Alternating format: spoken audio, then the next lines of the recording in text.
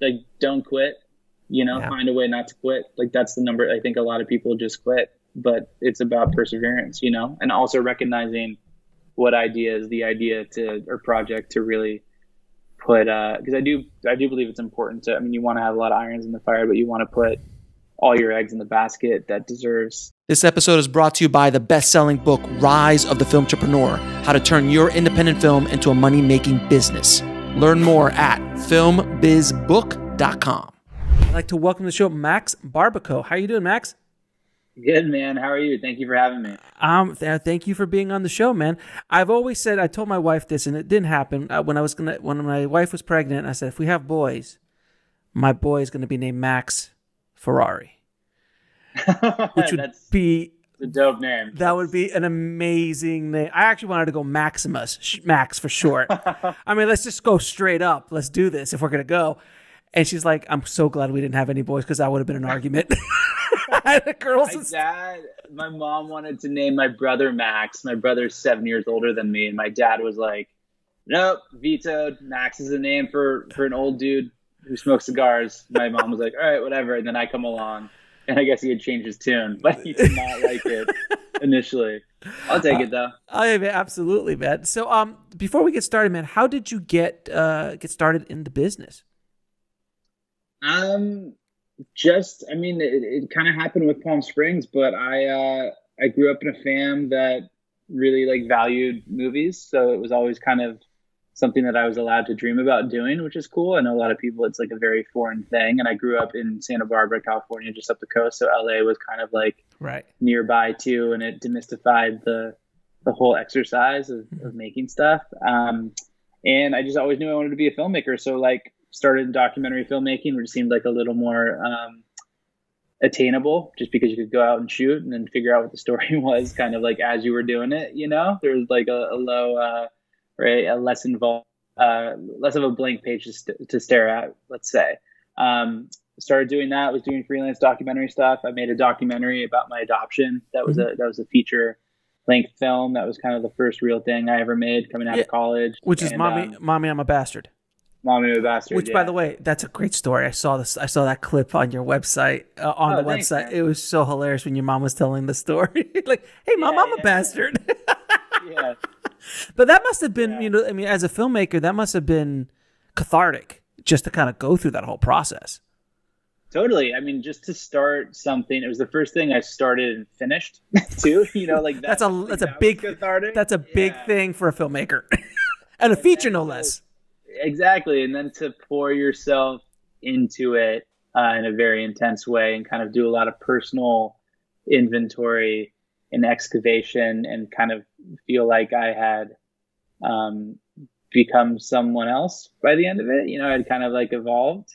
Was a super cool feeling. And I think I kind of got addicted to that, which is why Palm Springs is a little bit of the same way. It was a very personal movie and a very intense kind of personal process with my buddy Andy Samberg, who wrote the movie. And I love doing it because I think I liked when I realized what making movies really was. I always liked that too.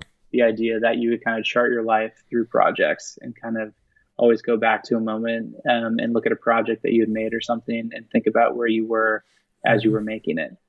So it was always, I don't know, I didn't know what I was doing when I was making My Name a Bastard, which I also am always trying to get back to too, that feeling of just being kind of learning a new language every time you're making something and kind of just jumping into the deep end.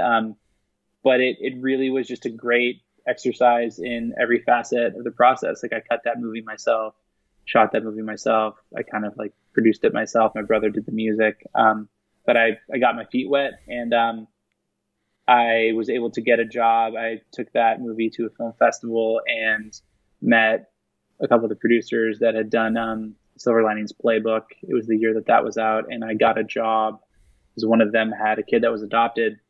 We kind of connected over the film. And I bothered the other one for a long time trying to get a job on David O. Russell's next movie, which at that time was American Hustle. And I got a job doing locations on that movie out in Boston, which was an incredible thing. And it was kind of I knew I wanted to go into narrative.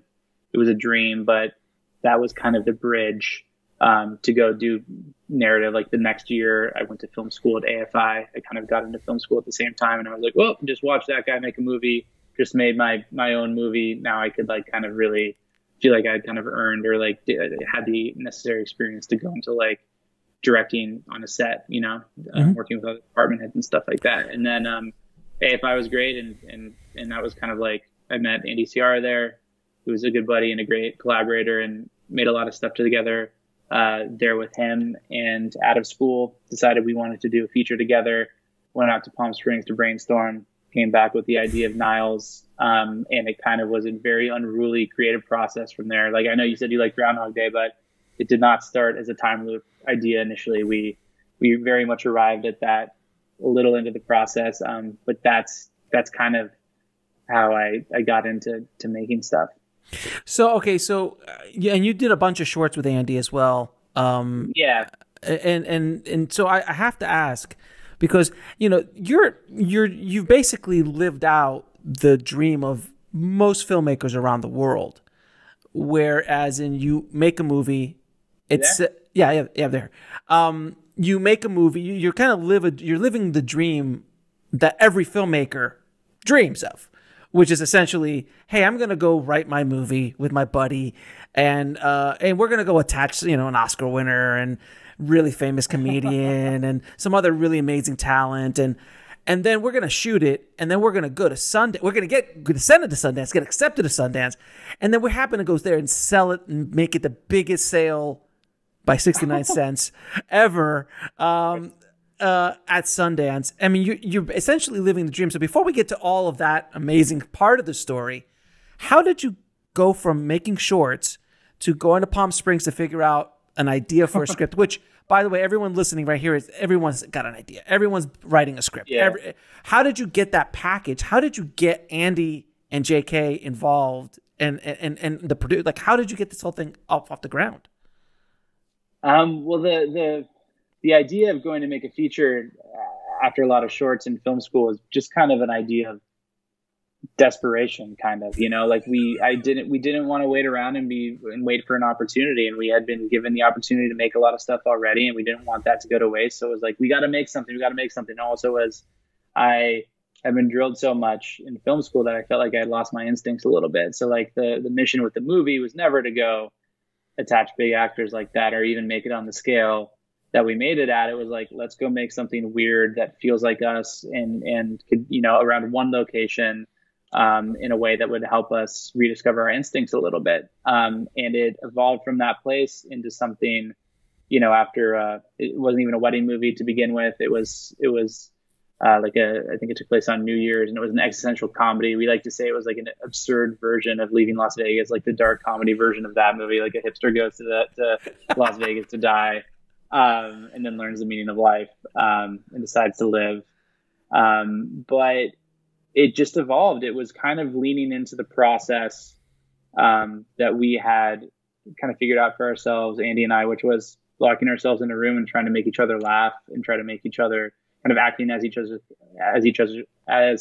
therapists a little bit. Mm-hmm. And that's how a lot of those philosophical conversations about life and relationships. I mean, the movie was born out of a very busy wedding season where stuff started to feel the same. And I was like hopelessly single, and Andy had just gotten married in Palm Springs and was kind of looking down the barrel at his life, really stoked, but wondering if he was ever going to be as happy as he was on his wedding night, you know?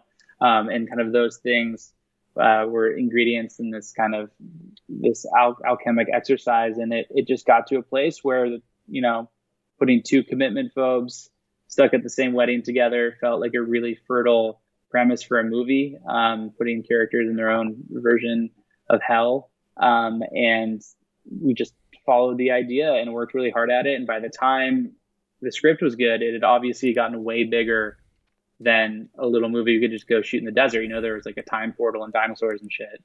So we, you know, it just, Andy Samberg got a manager who kind of knew what to do with it. He kind of became the third collaborator on the film and sent it around town, sent it around LA. And it got good reads, and it got passed up through UTA where Samberg is represented, and Samberg read it and was like, okay, I'll meet these guys. And we went in to go meet with him and had a conversation, and I kind of pitched the vision for the movie, and we got super lucky in that he was seeing the same movie that we were seeing, which was like, a comedy, yes, but something a little more driven by pathos, especially for him. There's, it's a different turn for him. When we had the opportunity to meet with him in The Lonely Island, as like potential producers, and then, him to star, it kind of clicked. It's like, oh yeah, this could be our version of Eternal Sunshine or Punch Drunk Love, a little more hard comedy, but like a generational talent and a goofball in terms of a comedian doing a different turn, something a little edgier for him. And it all kind of clicked in. We're like, oh, this could be something pretty cool. And when he said, that he wanted to do it and that they would produce and he would star, and that I, was still going to get to direct it too at that level, it was an incredible thing. Yeah. So that's one thing I want to ask, because I've sat in those meetings. I've been in those meetings with actors and things, and getting you to be the first time director and them giving you the reins of and I don't know if you've even mentioned what the budget is. Can you say what the budget is? It was like under 5. Right. Get the tax credit, but it was like at the time it was like 4 or something like that. Yeah. So to and that's a fairly large first film. Yeah, with basically your only narrative being a handful of shorts, and your documentary that you'd done, years that weren't earlier. Samples for it, that weren't similar in any way to the idea. So it was like not like here's the short that could be the feature. Right, exactly. So that guy. Yeah. So it was basically you had a champion in Andy Samberg. Yeah. He basically said, "I see your vision. You're going to direct it. Let's make it happen." Yeah, and it was beautiful because if Andy CR and I hadn't gone in together, I don't think it might have played out in a different way. I think they recognized, because they're buddies, like The Lonely Island came up together and they're friends. I think they saw us as buds wanting to make this thing. They saw how they could help us make it even better. And they're like, that's cool. Like, we'll do it, And we're so lucky they were into that. So we spent the summer after we first met them kind of doing a polish on the script together in that room that Andy and I had been in, exercising our romantic demons and making each other laugh. It just kind of got bigger with those guys, and Becky Sloviter, who was our other producer who ran their company, and it was amazing. It was unreal. It is very dreamlike. I mean, as a director though, as you're walking through this path, I mean, you've heard every filmmaker's heard these stories. Has heard, I always use El Mariachi, or you use the Kevin Smith, or these kind of stories that you hear of this happening, but you're like, but when you're in it, like, how does that feel? Like, you're like, did you have a feeling? Because I know I did. I've come close too many damn times to even count. But at some point, do you just go, this is gonna fall apart at any effing second? Always, every day. They're gonna fire me any second now. That's it. That's totally it. It's like not real, but what you could focus on is the work, right. And I think it would have been totally different if again, we weren't seeing the same version of the movie, Sure. But like we got so lucky in that way. They really did. And because it's not a normal Lonely Island movie either. It's a little nuanced, there's a blended tone. They definitely made it funnier and helped us like with the comedy and stuff. They helped us with everything, but you quickly learn there's no room for that kind of insecurity, just because there's so much stuff to do, so much stuff to think about. And especially on an indie movie too, it's like it's still the same scrappiness that we probably would have made the smaller version with. You're just dealing with incredible actors, which makes life easier. Everything so much better. Yeah, dude. It's so like, that was the thing when you're dealing with like it's like anybody, like Milioti, Samberg, J.K. Simmons on set, they'll do it. We shot the movie in 21 days too, so we didn't have any time. Oh, wow. And you're like, they'll do a take, and you're like, all right, that was good. And I have to go like pretend to talk to the grip or something to come up with a note for them, as I'm like, I gotta go talk to this guy. It's right. We got so lucky in that way, and that was across the board with all the department heads too, who had the same twisted sense of humor that we all had, and just really got what was at the core of this thing. So it was an incredible experience in that respect, which is what just thinking about being a filmmaker, I always kind of thought about that. It's about having partners in crime. You know, you want to feel like you're getting away with something. Yeah, absolutely. And Andy, I've been a big fan of Andy Samberg for a long time. So good. Back from the SNL days. I mean, I followed his career. I've watched Brooklyn Nine-Nine. I mean, like he's awesome. He's awesome, and he's a very unique voice in the way he does his thing.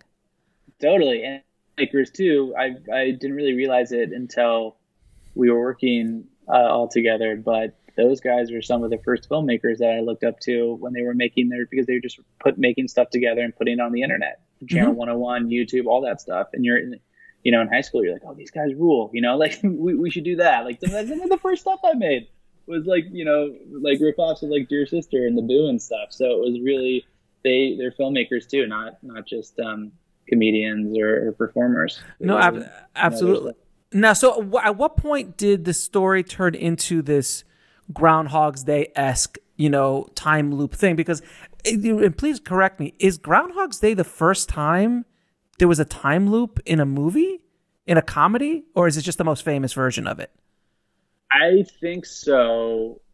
There's like, as with anything that's successful, I think there was like controversy when it came out that it was stolen from something, like a foreign film or something like that. But I think it's probably it's a French film. Broke. Yeah, it's double leak. It was like double leak. Yeah.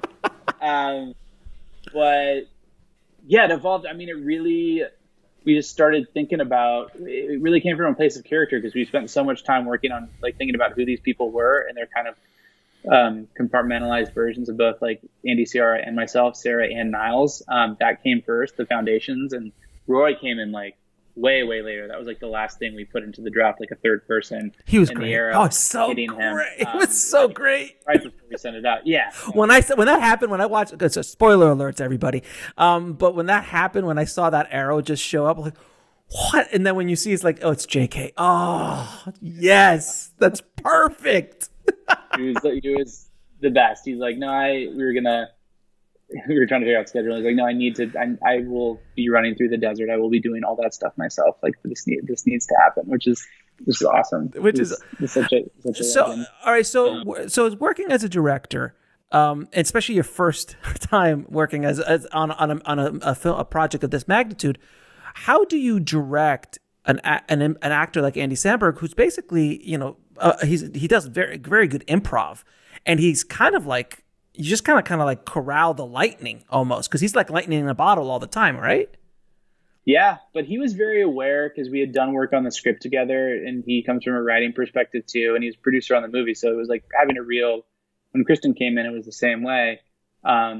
We had less time together, like in prep, but it was having like creative partners, less than like, it was not like a mystery that you're trying to shroud an actor in. They were very aware of like what this thing was and why it was special, and their chemistry was going to be the engine of the movie. So for Andy, I think he was attracted to it because it was a completely different turn for him. He's playing like an indifferent, defeated person for the first part of the movie, and that was the challenge. He was like always very aware of anything that would be considered too arch, or too wild or too goofy. And we were always kind of checking each other, but like he had it in him, he's done turns on that are a little more serious, like in Celeste and Jesse. He did that movie, and that was one of those where you're like, oh, he has that. Like that guy is a romantic lead for sure. He just had never made the decision to do it.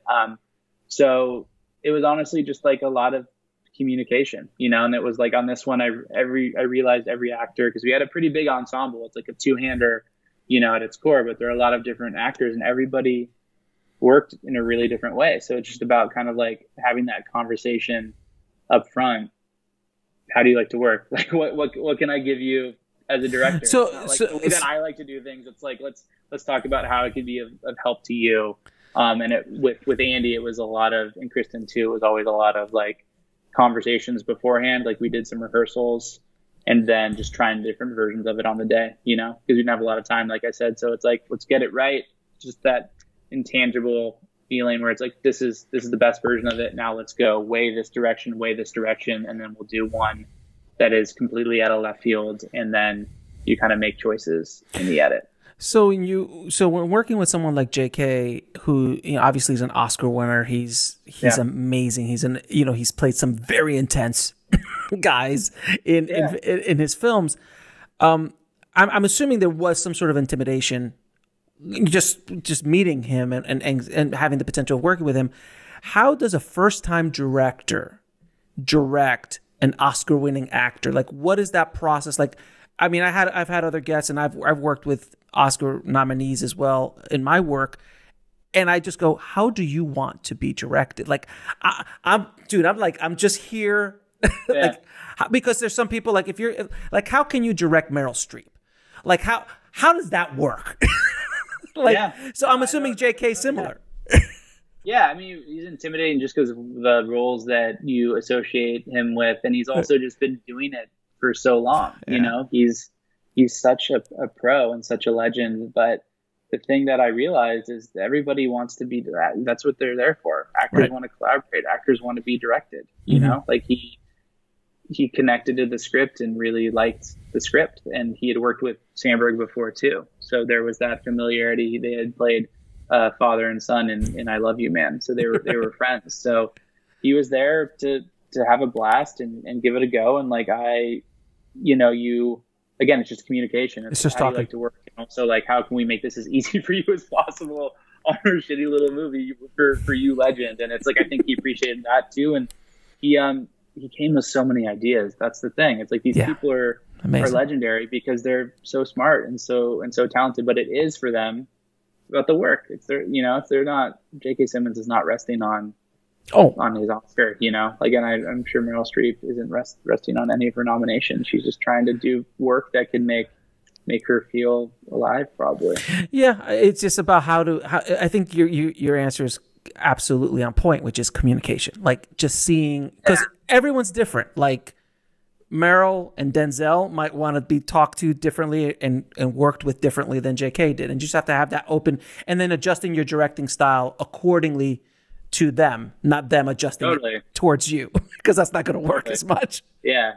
One thing I realized, it's like, and it helped even when it just everybody knowing what the coverage was, obviously, like at the top of the scene, and there was no time. So just like communication is everything. And if you could get through a scene, then you could have time to give people opportunities to play around, which is always great, because I mean, JK especially just had so many fun ideas, and we were shooting out of order. So sometimes it was like, we've already established that side. Like, we can't do that. But that is like, that's why you're you, man.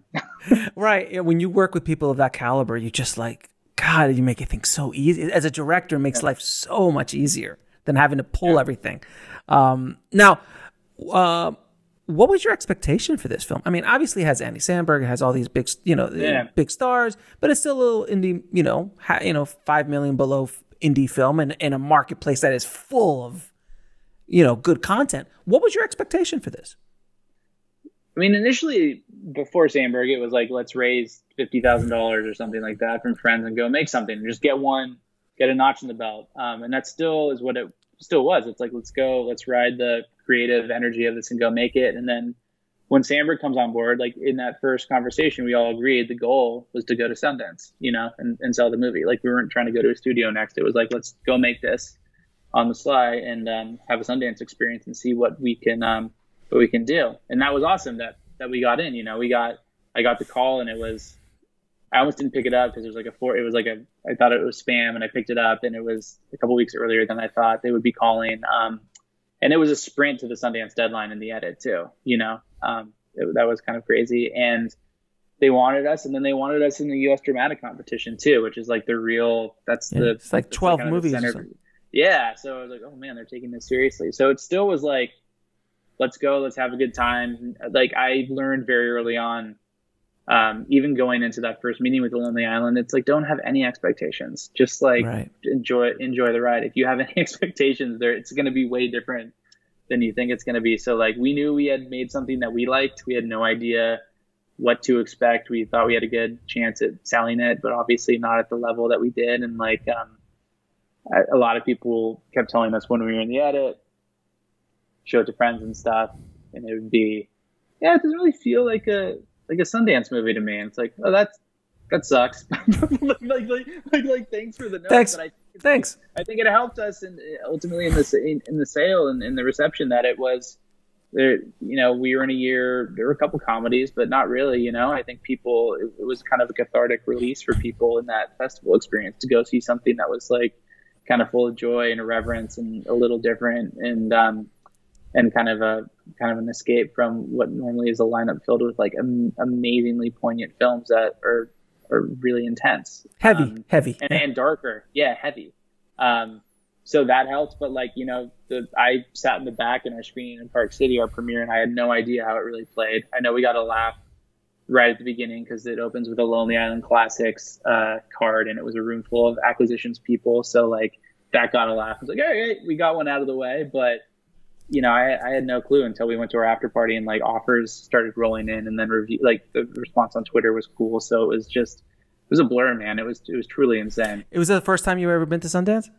Yeah, I never wanted to go without having a movie in, so it was cool. And it's what was that like? Everything. It's like the last full film festival for the foreseeable future too, which no one could have known. Exactly. So what was it like? I mean, because I've been to Sundance, God, like 7-8 times in my life. Yeah. And never had the pleasure. I've always been rejected. She's like that hot girl that always kind of teases you, like maybe we'll go out on a date, maybe. And in your mind, we're gonna go out on a date. But you ran up in first one out.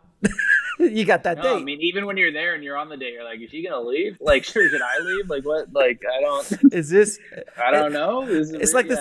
Isn't it the same? Well, I don't know what's happening here. Isn't it the same feeling as like at any moment someone's gonna come in the door and go, you don't belong here. You need to always.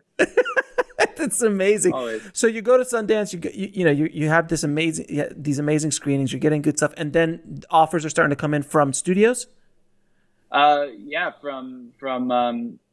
From like platforms and distributors and stuff. It was at our premiere party. We were drinking really for the first time that weekend, like celebrating, and then go to dinner, and it's a thing where they're like, all right, stop, like sober up, like we're gonna have some meetings tonight. And it became the experience that you read about and like all the books about. It's the all night bidding war thing where we went back to a condo and different companies came in and were pitching us their vision for the film, and it was just so surreal to hear. Like I love in prep, like week out meetings or just page turn meetings and going through the shit that you're trying to pull off in a movie, and everybody taking stupid stuff like blowing up a goat so seriously, like talking about it like it's funny to me on that level when you haven't really thought about pulling stuff off, and now you're dealing with acquisitions people like pitching their passion for a movie based on the same stuff, and you're talking about like loads of money, so you're just sitting there like, this is crazy. But what it meant was that more people were going to have a chance to see our movie, which was so cool. Right. That's I kind of had contextualized the entire Sundance experience too. It's like, well, all this means is like it's no longer ours really. Like we've lived with this for so long, and like we're going to this festival, people are going to see it, and then like people are either going to hate us or they're going to, they'll be okay with it, but like it's not going to be our little thing anymore. And when there was a response from buyers, and there were offers and stuff, it was incredible because it just meant, oh my God, like more people beyond this festival are going to see the movie. They're going to bring it out into the world. Were you involved in that process a lot? Because are you a producer as well on the project? Not a producer, but they were super cool, and we were all, we were up all night and all in the same meetings and stuff like that. And so you saw firsthand. You were front row on all this stuff. Yeah. No, I was just sitting there, just like, this is great. Yeah. How much? How much do they offer? I'm sure the first offer that came in, you're like, yes, take it, yes. No, exactly. Yeah. Like that was the one 5 million. Yeah, 5 million. Yes, take 5. Yes, we'll break even. It's fine. Let's just go. Let's go. I never understood. I was thinking while we were going through it, I'm like, can't we just all go party and do this tomorrow, or go to bed and do this tomorrow? Like, I don't understand. And then it's like, oh yeah, you do it all night, so they can't say like sleep on it and change their mind. That's why you go all night. Like that. That makes sense. That makes sense. Exactly. Yeah, if you go to sleep tomorrow morning, this will not be here. No, yeah. That's basically, yeah. Because if they wake up in the morning, it wasn't that good. I can't offer exactly. them anything. It's that high. It's that high of the Sundance screening. Well, that too. How did you handle the altitude, by the way? That must have been rough. I honestly was just all adrenaline. Like the day I stayed the whole time too because I had never been, so I wanted to see movies and I wanted to meet other filmmakers and stuff, and other like everybody else involved kind of left, which it became this other experience which I loved. Like I just was kind of like a film fan there, seeing other stuff, but I crashed after that, man. I'm sure. I like the adrenaline went, and I was like I hurt all over. Like I haven't I'm not 20 anymore. I haven't been taking care of myself. Oh, that's right. Yeah. Sundance has no time. Yeah, Sundance does that to you. Yeah. That's, I've gotten sick almost every time. Like last few times I've figured out how not to get sick, but you always altitude, weather change, no sleep, around a lot of people.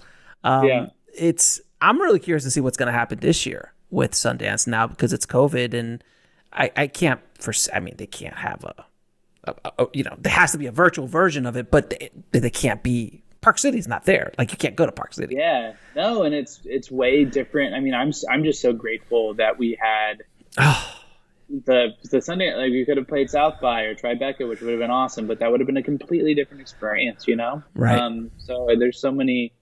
It's such a crazy year. There's so many great films that are getting lost. It changed. Yeah, they got lost in it.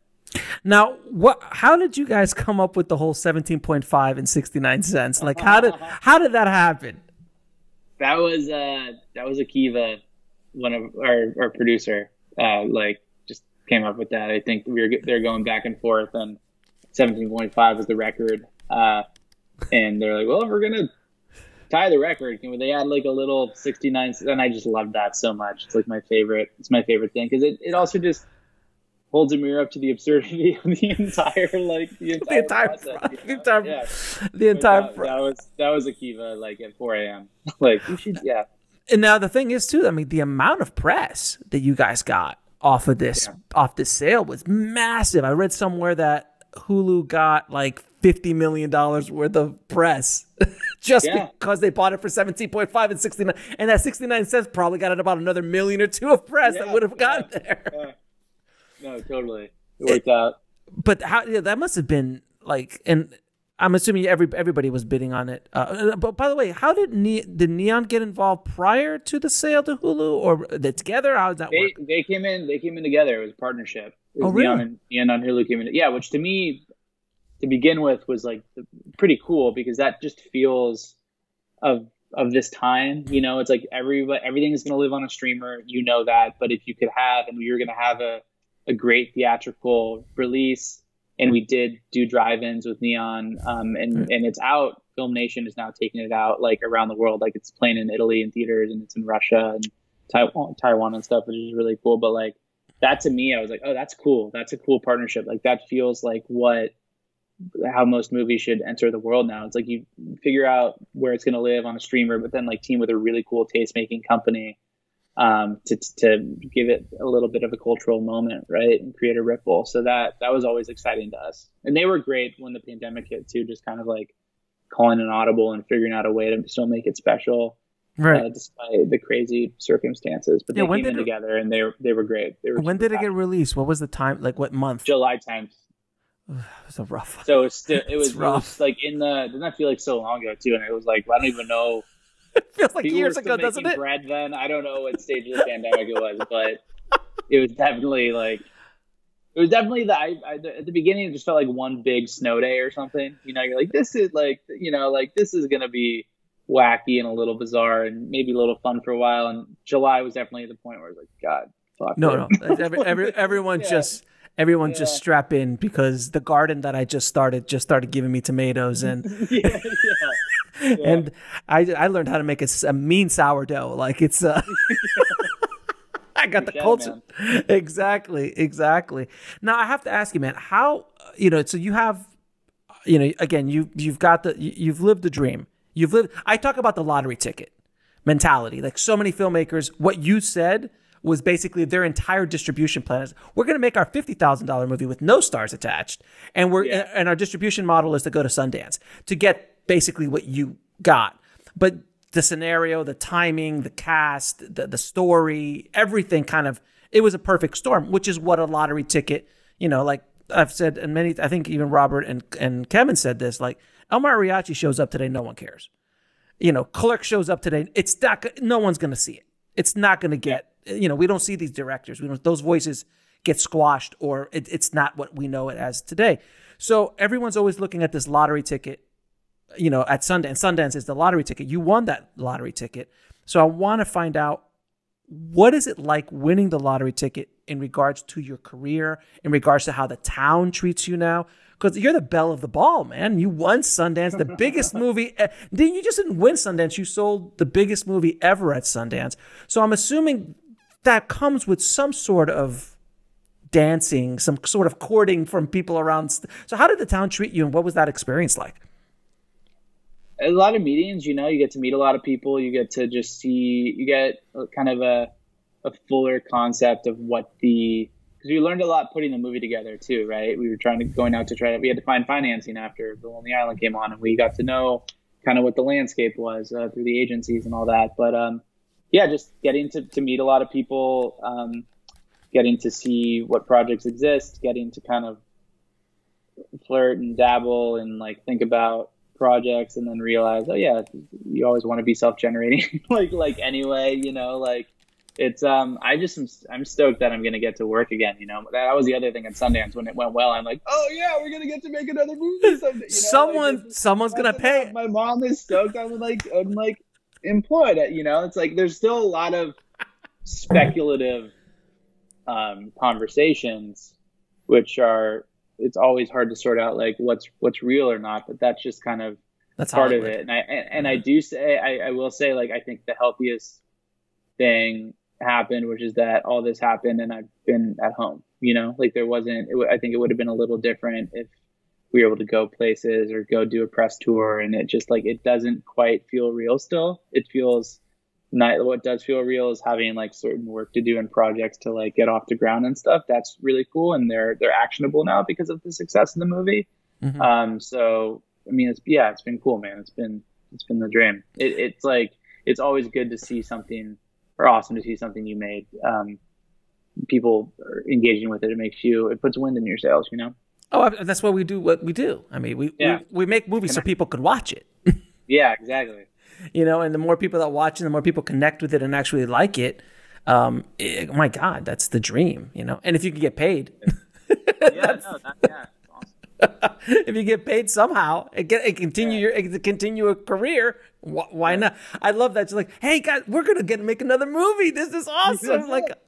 I'm actually employed for at least another couple years, at least. Totally. No, it's another movie, another thing, and another thing that we like and can choose to make. It's that too. It's not just taking the job for the sake of taking the job. And you said something I want you to kind of clarify for people who don't understand. When you say self-generating as opposed to being a director for hire, because I'm assuming you were pitched a ton of stuff to direct and all of that kind of stuff, and you've chosen, I don't know, what is your next project, and how do you there's stuff that I'm attached to that were directing assignments but for me, it's always, I'm about having that balance. I want to work, I want to be working, and I'm writing something right now that's a passion project, and it's a labor of love, and I'm less. I like working with Andy a lot too, because there's just another person in the room, and it's harder for me to stare at a blank page, but I'm very passionate about this, so I could do that. But I also want to go get back on set and stuff. So if there's stuff that I could find a way into emotionally, and I think deserves to exist, and I think could be really special, of course I'll go engage on that and try to get involved and make it. So for me, it's kind of it's a balance. And what is your next project? What's the next project? I'm writing this movie right now that's about the amazing Randy, who actually just passed away yesterday. Rest in peace. That is super exciting. Isn't there a Jason Momoa project that you're working on? Yeah, they're trying to figure out when we could do that because of COVID stuff and scheduling stuff. But it's called The Good, Bad, and Undead, and it's very similar. It's Peter Dinklage and Jason Momoa. It's a buddy comedy. Nice. Set in a very, very self-aware fantasy universe. Dinklage is playing the last Van Helsing, the version of Van Helsing, who's an alcoholic and a gambling addict, and Momoa is a vampire who's taken a vow not to kill, and they con artist comedy. They go around village to village conning people. Dinklage pretends to catch Momoa, and they split the money, and then pretty soon like a big bounty's put on their head, and it becomes this giant chase movie. So it's like a very grounded human story about these two outcasts who kind of bury a lot of their shame in this heightened world, which is kind of similar to Palm Springs. I was like, right. Oh, that's why I read it. I was like, this is really fun. Like I could apply similar tools, you know. That sounds awesome. I can't wait to see that. Yeah. I hope we are actually able to get that off the ground cool. One day, hopefully. One day, hopefully. To get on a set again, man. Just exactly. I mean, as I know a lot of directors and cinematographers who are working right now, depending on where they are in the country or in the world. I mean, as a director, I haven't been on set since. I don't want anyone to die because I'm making a movie. Like it's so. Yeah. How do you feel that you're going to get to come back on the job? I think from what I've heard and read, it just is a lot. You know, there are zones. It's a lot. Just very. It's the difference like between shooting on film and shooting digitally. You just have to be like very deliberate. You know, when the stakes are a little higher and there's less room for error. So I think it just is being very thoughtful with the number of people on set, which I think is good too. I think it's an opportunity to like redefine how many people you actually need to go make these things. Right. Yeah. Yep. I think it's probably pretty hard for actors because you can't be as intimate. And for me, it's like, I don't know, I'll go make something if I think it's safe, but it's also, you want to make sure that you're not, when you make something on set, I feel like it's already a set of compromises. Always. It's like one compromise after, you're trying to just get it in the can. So like this COVID thing is just a huge compromise for everybody to begin with. Yeah.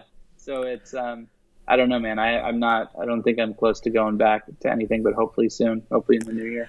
Let's hope, man. Let's hope. Now, I'm going to ask you a few questions. I ask all my guests. What advice would you give a filmmaker trying to break into the business today, past COVID? Like, yeah. Like, don't quit. You know, find a way not to quit. Like, that's the number. I think a lot of people just quit, but it's about perseverance. You know, and also recognizing what idea is the idea or project to really put, because I do believe it's important to, I mean, you want to have a lot of irons in the fire, but you want to put all your eggs in the basket that deserves those eggs. So it's about having the self-awareness and like the taste to know what idea is worth kind of really investing a lot of your time in, because I see that a lot. Just there's a passion project that it's like, man, this is not the one. You know, it's like, you just have to know. You just have to kind of be aware of that in a way. And a lot of times it comes from, that's a gut feeling and an instinct. Right. You know, it's the one, it's based on character and it's based on emotion. Now, can you also let everybody know, because I'm assuming a lot of people listening right now think that you are an overnight sensation, that you made one script and you walked it over to Andy, and Andy said sure, and you got $5 million, you won Sundance, and your career got exploded. Please tell everybody how long this overnight success actually took. We went to Palm Springs to... I mean, I'm talking about like the beginning of your career. Oh, like I graduated college in 2013 or 2011 and started like doing freelance doc stuff and writing then, you know? And then, what is it, 2020? So like 9 years of like chasing it in a way, but not, you know, like not, that's part of it. It's the journey, you know, you're never ready, like nothing to put into the work if it just happens, you know, you have you have no foundation to stand, like you need that always. And now it's about, even when you're done with the project, it's about starting over. You're back to zero. So you also have to like figure out who you are now to like put that into the project, which is a whole nother layer of the process, at least for me personally. Yes. But with Palm Springs, that started in like 2015, the first seed of the idea, and kind of, you know, in like mid 2016. So it's been, man, it takes time, you know, we're not doing just this, but it's like, you know, that's the one, like I'm saying, I'm like, this feels special. This feels like it could be really cool. So we can't quit on it. Now, what is the lesson that took you the longest to learn, whether in the film business or in life? I I think patience for sure. I mean, we're talking about it, but like patience, and being okay with being in the moment, being okay, like being zen about the work, and like, and just persevering, and not turning off that, whether it's writing or in the edit or whatever, turning off that critical voice in your head and just kind of leaning into the process. That takes, I think, a little bit of experience. And what is the biggest fear you had to overcome to make this film? What was that thing that you had to kind of like, I got to get past this in order to even be able to set foot on set? I think failure, just the fear, you just, getting past that and, not putting the carpet like before the horse, so to speak. And yeah, just not even thinking about what it was going to end up as, just kind of, again, engaging with the process. And 3 of your favorite films of all time. Oh man. I would say Boogie Nights is definitely in there. I would say I Vitelloni, the Fellini movie, is really good. This makes sense. Both films makes perfect sense so far. So far, you're on point. You're on brand so far. So far, you're on brand.